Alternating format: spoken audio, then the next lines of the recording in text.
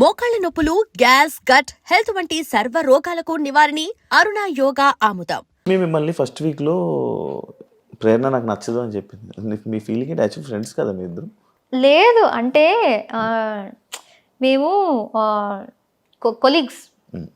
కృష్ణ ముకుంద మురారిలో నేను హీరోయిన్గా చేశాను, ఆమె స్లైట్ విలన్ లాగా చేసింది. కొలీగ్స్ అంతే. సో నాకు యష్మి సెట్ దాకే తెలుసు. సెట్లో హాయ్ బాయ్, సీన్కి ఎంత అవసరమో అంత, ఎప్పుడైనా కలిసి లంచ్ చేయడం అంతే, వేరే ఏం లేదు. మేము 1.5 years షూటింగ్ చేస్తే దానిలో 6-7 months మేము మాట్లాడుకోలేదు కూడా. చిన్న గొడవ జరిగి we did not speak. Set లో అసలు చూడం కూడా. అలాంటిది కూడా కాదు, గొడవ అంటే మాటల్లో కూడా గొడవ లేదు. ఆమె ఒకటి రియాక్ట్ అయిన విధానం సెట్ లో, నాతో కూడా కాదు, సెట్ లో రియాక్ట్ అయిన విధానం నాకు నచ్చలేదు అనేసి నేను మాట్లాడడం ఆపేసా. కానీ అమ్మాయిలు శత్రువులు కదా? అలా లేదు, శత్రువులు ఎవరైనా అవ్వచ్చు. అంతేనా? సో అది అలా జరిగింది. ఇంటి లోపలికి వచ్చినప్పుడు ఓకే, నాకు తెలిసిన వాళ్ళు ఎవరో ఉన్నారు అని ఇది. బట్ అదంతా బయట జరిగింది కాబట్టి ఆమె అది చెప్పినప్పుడు పెద్ద షాక్ ఏం కాదు. నాకు ఒక్కసారి అనిపించింది ఆమెకు నేను నచ్చనేమో, ఎందుకంటే ఆమె సైలెంట్ గా ఉంటది, నేను ఇలా హైపర్ గా ఉంటా. సో ఒక్కొక్కసారి అనిపించేది ఆమెకు నేను ఇరిటేటింగ్ అనిపిస్తానా ఏంటి అని. బయట ఇక్కడ తీసుకొని ఇక్కడ ఏమైనా చేస్తుందని అనిపించింది? లేదు, ఆమెకు జనరల్ గా నేనైతే ఇరిటేటింగ్ అనిపిస్తుందేమో, ఎక్కువగా పెద్దగా నేను నచ్చను అనేసి ఐ థాట్.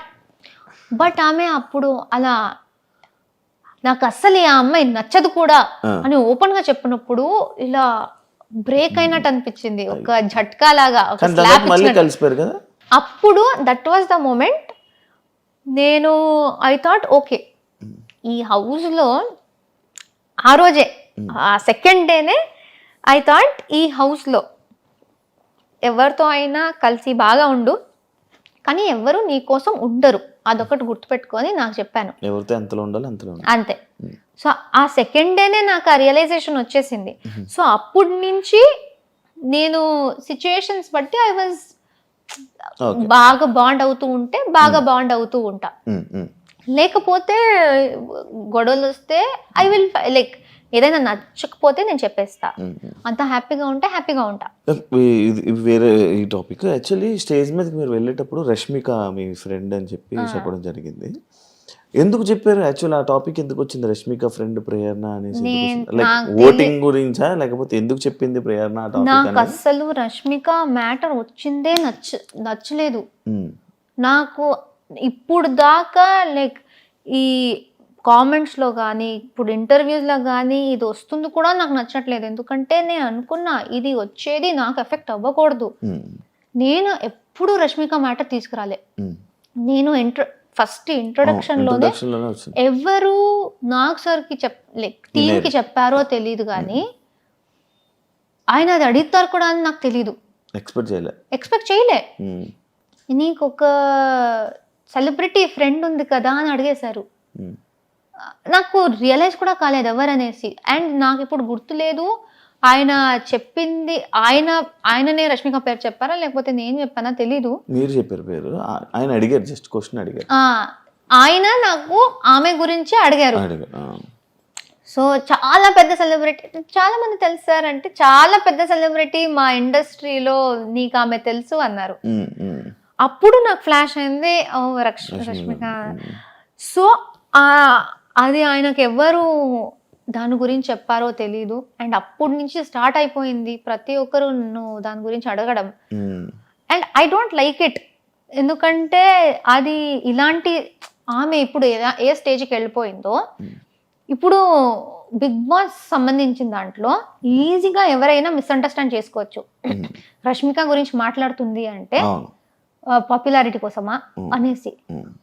నాకు అసలు వద్దు ఇది. నేను ఇప్పుడు కూడా వేరే ఇంటర్వ్యూ వాళ్ళు వస్తే రష్మిక గురించి ఏమైనా క్వశ్చన్ ఉంటే ప్లీజ్ నన్ను అడగకండి, ఎందుకంటే చాలా అయిపోతుంది. నేను మాట్లాడేది నా గురించి చాలా ఉంది. సో ఇది ఒకటి అడ్డం పెట్టుకుని మాట్లాడే అవసరం అదే. లైక్ అదే మీరు లోపలికి వెళ్ళేటప్పుడు ఆ సిచ్యువేషన్ లో ఎందుకు చెప్పింది, మళ్ళీ వీళ్ళిద్దరు రూమ్మేట్స్ అంట, దీని గురించి అది ఇప్పుడు ఆయన క్వశ్చన్ అడగకపోతే నాకు ఎక్కడి నుంచి వస్తుంది? అవును. సో వాళ్ళు అది ఎందుకు క్రియేట్ చేశారు? ఇప్పుడు Actually సూర్య గారు తెలియదు వస్తే కూడా అవును. సూర్య గారు వచ్చారు, ఉమ్. ప్రతి ఒక్కరి గురించి వాళ్ళు ఇంట్రొడక్షన్ ఇచ్చారు. వీళ్ళు యూట్యూబ్ చేస్తారు, వీళ్ళు డాన్స్ చేస్తారు. నా మీద వచ్చినప్పుడు ఈమె రష్మిక చైల్డ్హుడ్ ఫ్రెండ్ అన్నారు. ఉమ్. అసలు అప్పటి కూడా అనుకున్నా, అరే ఎందుకు అక్కడ ఎందుకు అది చెప్తున్నారు అనేసి. ఉమ్. సో అది చాలా పాయింట్స్ లో అరే అవసరం లేదు కదా అనే పాయింట్స్ లో కూడా దాని గురించే మాట్లాడారు. సో ఐ డోంట్ నో, అంతే. నాకు నేను మాట్లాడాలనుకోరా ఇప్పుడు? అనుకున్నా అది వస్తూనే ఉంటది ఆ టాపిక్, అది వస్తూనే ఉంటది. ఎందుకంటే అది పెద్దది.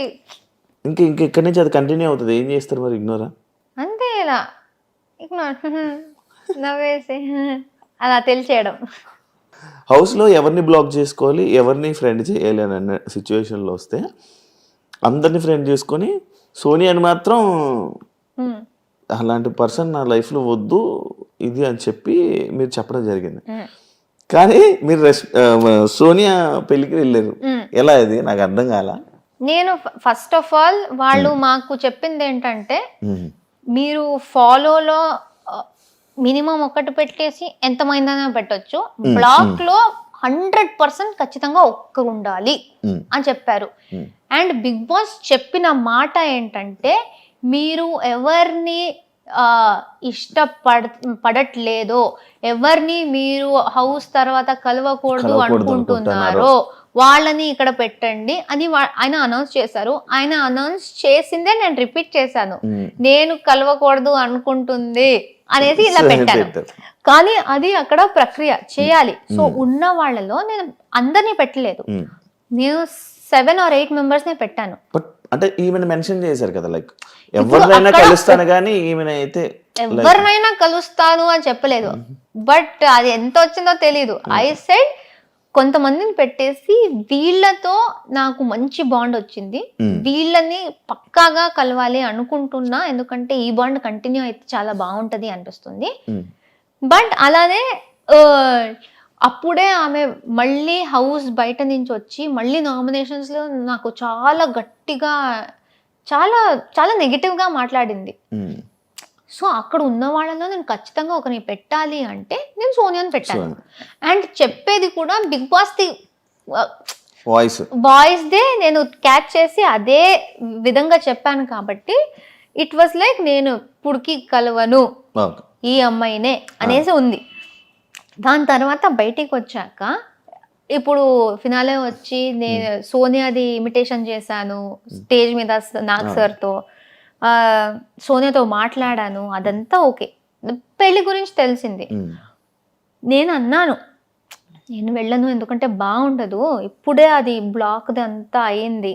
ఎంత నేను అది ఒక బిగ్ బాస్లో చెయ్యాలి అనుకున్న ప్రక్రియ అని నేను ఎంత చెప్పినా అది బాగుండదు. ఎందుకంటే డెఫినెట్లీ ఎవరో ఒక్కరైనా వస్తారు. నువ్వు బ్లాక్ లో పెట్టావు కదరా, ఎందుకు అంటే ఫేక్ గా ఉన్నావా అలా వచ్చేస్తుంది. బ్లాక్ లో నేను జస్ట్ పెట్టాలి ప్రక్రియ కాబట్టి పెట్టాను. సో నేను చెప్పాను, నేను శ్రీపద్కి చెప్పాను, మా నాన్నకు చెప్పాను. సోనియా మా నాన్నకు కూడా ఇన్విటేషన్ ఇచ్చింది. దగ్గర నుంచి యశ్వీర్ అండ్ సోనియా ఇద్దరు నాన్నని పిలిచారు, శ్రీపద్ని పిలిచారు, నేను బయటకు వచ్చినప్పుడు నన్ను పిలిచారు. అది బ్లాక్ గురించి టెలికాస్ట్ అయిన తర్వాత కూడా సోనియా నాకు పర్సనల్ గా మెసేజ్ చేసి ప్లీజ్ పెళ్లికి రా, నీకు వీలైతే రా, నువ్వు శ్రీపద్ రా అన్నారు. Please subscribe to iDream. Please subscribe to iDream. Please subscribe iDream. And please subscribe to iDream. For more videos, subscribe to iDream. Please like, share and subscribe to the channel. Congratulations, iDream. Subscribe to iDream. Subscribe to iDream. So subscribe to iDream Media. iDream team అందరికి huge congratulations. Please subscribe iDream Media. Please subscribe to iDream. Subscribe iDream. Please subscribe to iDream. iDream అంటే నా కళల ఛానల్ను subscribe చేసుకున్న నోరు తిరుగుతలేదు, మీరైతే గంట గుర్తు కొట్టండి. For more such videos, please subscribe to iDream. Subscribe to iDream. Please subscribe to iDream. Please subscribe iDream Media. Please do subscribe to iDream. Please subscribe to iDream Media. For best entertainment and information, please subscribe iDream. And don't forget to subscribe to iDream.